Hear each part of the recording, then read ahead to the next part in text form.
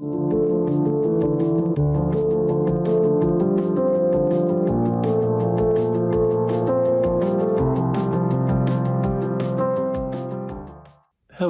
I'm Ron Strickland. This webcast is one of a series in which I'm presenting some brief lectures and commentaries on topics from the courses I teach in literature and cultural studies. Here I'll say something by way of an introduction to Charlotte Bronte's novel, Jane Eyre. Jane Eyre was first published in 1847 under the title Jane Eyre, an Autobiography, edited by Currer Bell. Currer Bell was the masculine pseudonym that Charlotte Bronte used for her publication of the novel. It was fairly common in the 19th century for female authors to use a masculine pseudonym in order to get published.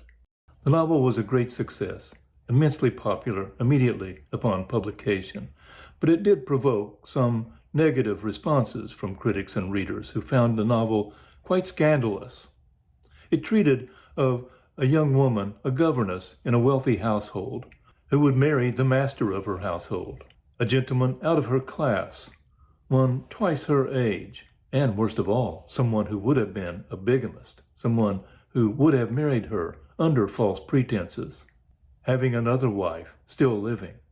But the novel also invoked familiar conventions of early 19th century fiction, such as the Bildungsroman, or the narrative of a young person coming of age, coming to full adult maturity. In this, the novel was like Jane Austen's Pride and Prejudice, and many other novels of the early 19th century, and continuing to our present day, for instance, in the Harry Potter series. Jane Eyre can also be classified as a typical Gothic romance. The Gothic romance was a very popular subgenre of fiction in the late 18th and early 19th centuries. The Gothic romance typically features dark, mysterious settings and situations, alluding to supernatural themes, ghosts, and ruined mansions. Hints of Gothic elements come up in Jane Eyre, for instance, in the early scene at Gateshead, where she is locked into the Red Room for punishment, the room where her uncle, John Reed, has died, and a room that has frightening associations for the young girl. Or again, when she arrives at Thornfield, the estate of Mr. Rochester, and she hears off and on a strange, maniacal laughter emanating from an upstairs room. There are sounds that she asks about, and no one will give her a satisfactory answer. It's a mystery and somewhat frightening. Charlotte Bronte adds to these hints at mysterious, supernatural, and ghostly scenes and situations, some elements from traditional fairy tales and folk tales. Of course, obviously, the Cinderella plot for the basic structure of Jane Eyre. And that's combined with the traditional folklore of Bluebeard, a mysterious man whose wives repeatedly end up dead. Like Cinderella, Jane Eyre is a poor girl who ends up marrying a rich husband. But Charlotte Bronte departs from these traditional motifs of the folklore in some significant ways. For example, Jane Eyre is friendless, without family, she's an orphan, but she's not beautiful, as is Cinderella and the typical protagonist of these stories. She repeatedly describes herself as rather plain and small of stature. She doesn't appeal by her physical beauty, rather by her plain-spokenness, her honesty, and, presumably, her intelligence.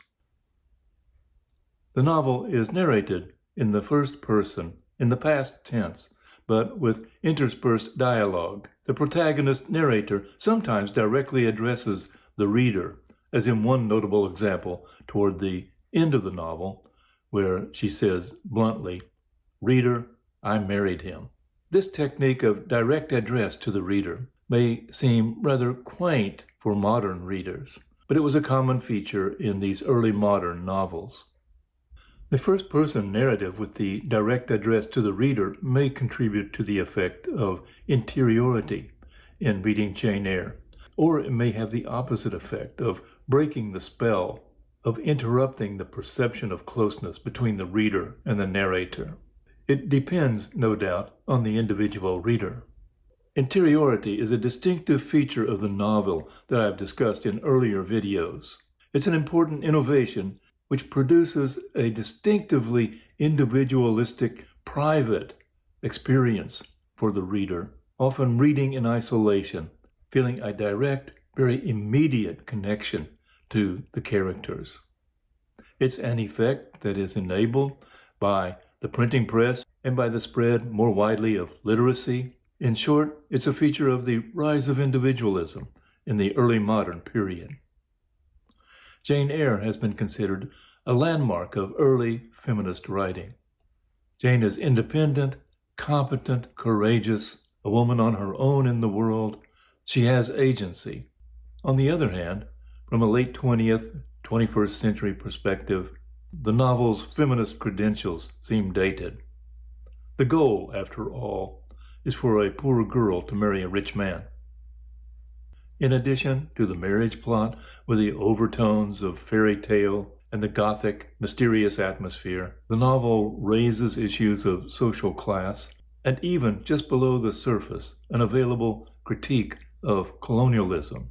These critical issues and perspectives were developed by mid and late 20th century writers and critics such as Jean Rhys in her novel Wide Sargasso Sea, which retells the story from the perspective of Mr. Rochester's first wife, and in the critical scholarship of Susan Gubar and Sandra Gilbert in a landmark critical work called The Madwoman in the Attic.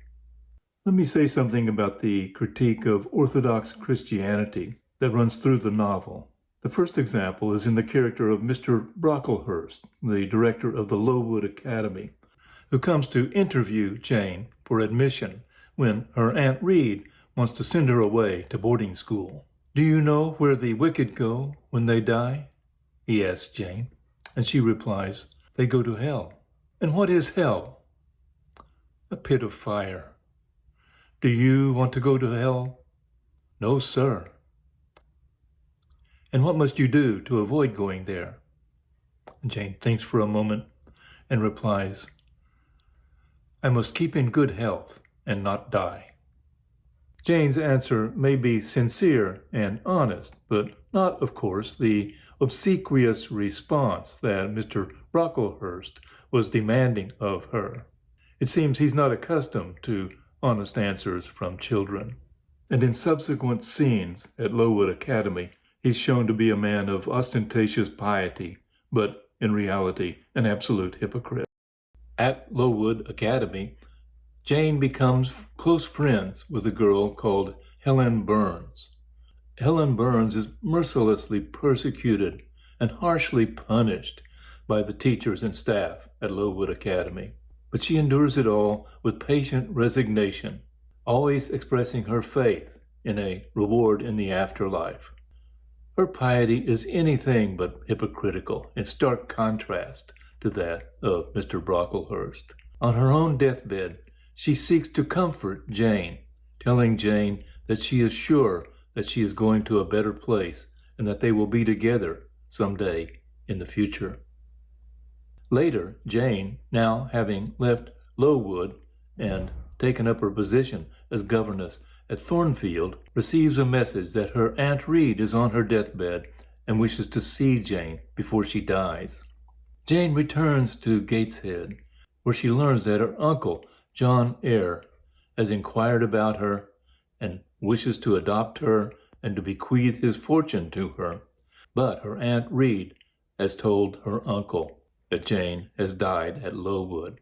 So Jane's Aunt Reed seems to be trying to clear her conscience before she dies, but she remains cold and distant toward Jane.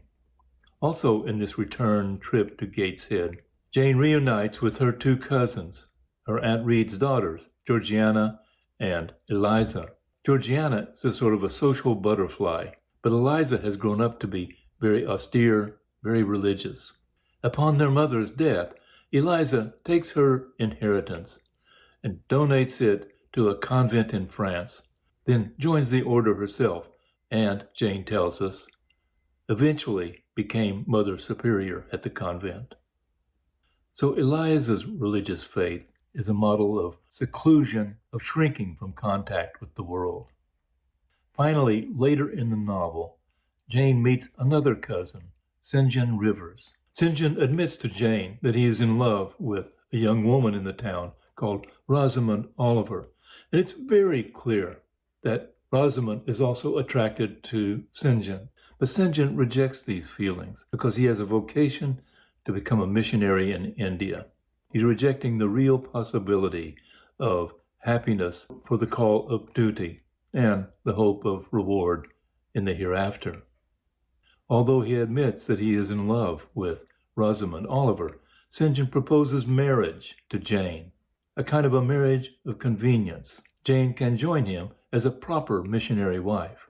At one moment, Jane almost entertains this possibility, and just at that moment, she thinks she hears a voice, a kind of a telepathic communication from Rochester, crying out that he needs her, and she heeds that call. Effectively, she chooses the possibility of happiness over the assurance of a life of duty in service to God. So in these four characters, we have four different models of the religious life. Jane effectively rejects all of them. Mr. Edward Rochester has nothing of the religious about him. In choosing to marry Rochester, Jane is turning her back on convention in more ways than one.